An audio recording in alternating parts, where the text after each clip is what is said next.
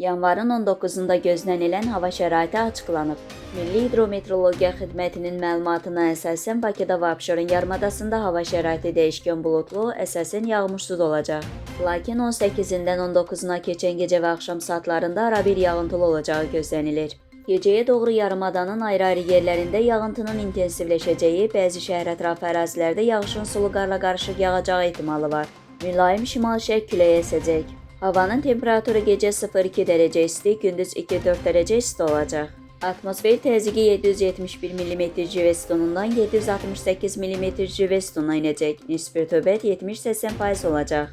Azərbaycanın rayonlarında hava şəraitinin bəzi yerlərdə arabir yağıntılı olacağı, sulu qar yağacağı gözlənilir. Ayrı-ayrı yerlərdə intensiv və güclü olacağı ehtimalı var. Bəzi yerlərdə arabir duman, mülayim qərb küləyi arabir güclənəcək. Havanın temperaturu gecə 0-5 dərəcə aşağıda, gündüz 1-4 dərəcə isti.